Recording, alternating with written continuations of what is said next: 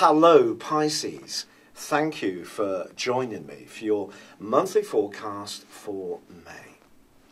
This month begins with Neptune, your co-ruler, forging an amazing alliance with the Sun. The first week could see a really beautiful conversation. This can see you connecting with someone, not just in a lively, upbeat and fun way, but also in an almost spiritual, outer worldly way. It may even be through an unspoken connection that you have, that you just become much more aware of the fact that you and this person can really have something in common that's going to be vitally important. So this is something to really savour. However, ironically, Neptune is also forging a less positive link to your other ruling planet of Jupiter for the whole of this month. This is trickier. It's asking you to balance in terms of your dreams and expectations, the part of your nature that can be very idealistic, with the earthier reality of how we connect with other people at a deep level. So when it comes to a close emotional, romantic or even business relationship, you may find that your expectations and those of someone that you're involved with do not mesh together quite as sweetly as you would like. The best way to deal with all of this is to try to be as down to earth as possible. And you are given an opportunity to be precisely this, because there are some movers at the start of this month which can be very helpful to you. Not least that Venus is going forwards in the sign of Aries. And as you enter into the month, it's just regaining a toehold in this area after its retrograde last month back into your zodiac sign. This can be great for your finances. And also on the 3rd, Mercury in the same location goes into forward motion after a period of shuttling between different zodiac signs. But again, if you have been waiting for some information around a financial matter that's very important to you, progress can start to be made. Of course, last month, Venus, for much of the time in your sign, was clashing with Saturn in your sector of worldly interaction. And it may have been that something just wasn't moving as you would like. There may have been a big obstacle around a relationship, or someone in a position of authority who was not so availing to something, however much charm you used, that you were wanting them to see. Now this combination of energy can help you to be more practical, and that can fend off this angle between Neptune and Jupiter, which is really a little bit far out, quite frankly. Now the Sun does continue through to the 20th in the sign of Taurus, which in itself is earthy, but for you is how you think. And I just think that in the lead up to the full moon on the 10th, certainly the quarter moon on the 3rd is just asking you to just stay conscious of not trying to cram too much into what you're trying to achieve in the early parts of this month. Pace yourself. I think the criteria is about prioritization. If you try to do too much, I think it could be a case of diminishing returns, and you end up achieving less than you want and actually feeling a bit stressed out. However, once Mercury moves forwards, we also have a highly significant event which occurs on the 9th. The North Node, which is a point that is very influential in astrology, that reverses back into the sign of Leo. This works in a counterclockwise direction to the rest of the zodiac. Now, it's been in your sector of relationship for some years. Now it moves into an area which is going to encourage you to grapple with any health issues, any practicalities, and again, be a bit more earthed. And I think that can be significant for you. But I will continue to keep you briefed about the impacts of the North Node in the sign of Leo for some time to come. However, week 3 of this month does see a big clash of planetary energy when Mars and Pluto are in what's known an inconjunct angle, also known as quincunx.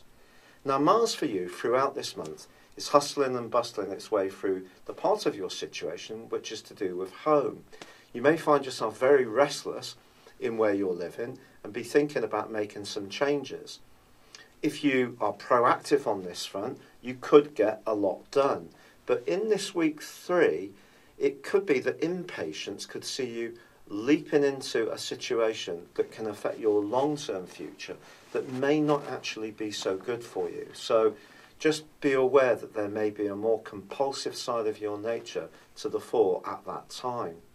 The full moon, which occurs on the 10th, is very much about communications.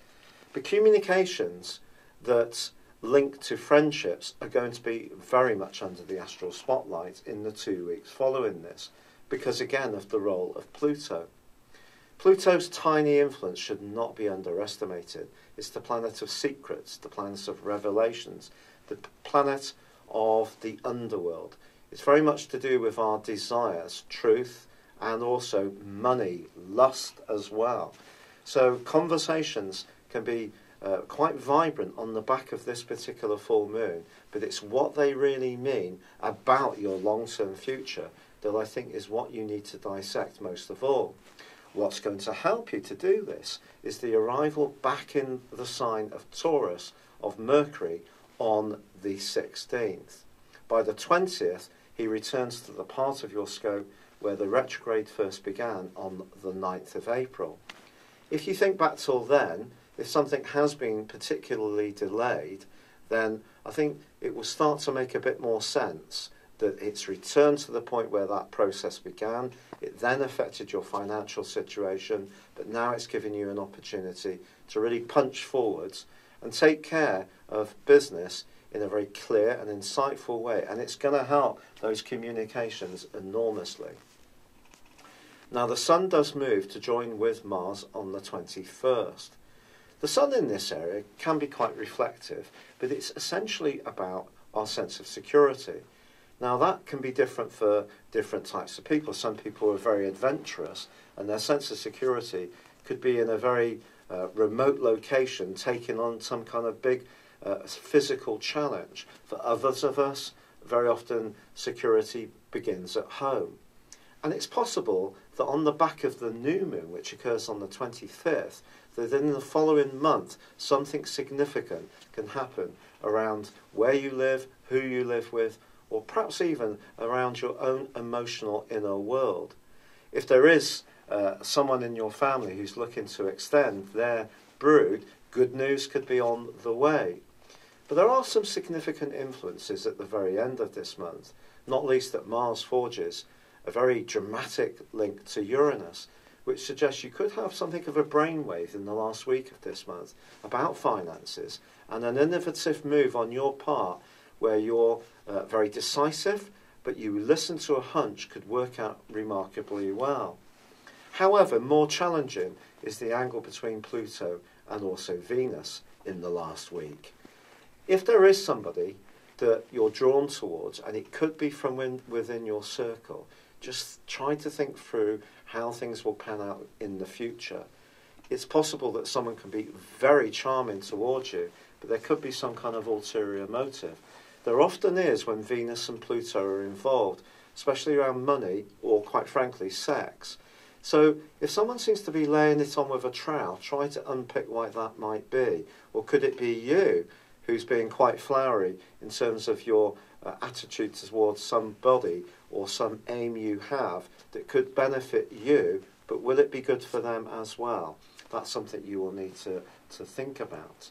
Venus is in fact going to be joining with Uranus in the last 2 days of this month, which could give you a sudden desire to get intimate or close to someone, or perhaps go out and have a jolly good time, especially if that involves good food, good wine, and perhaps even a spontaneous decision to do all this.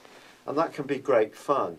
You may again have another idea that dismiss them because they might be a bit different. It might be their uniqueness which will give them a particular cash. It's been a real pleasure being with you. Thank you for joining me, Pisces. Good luck and goodbye for now.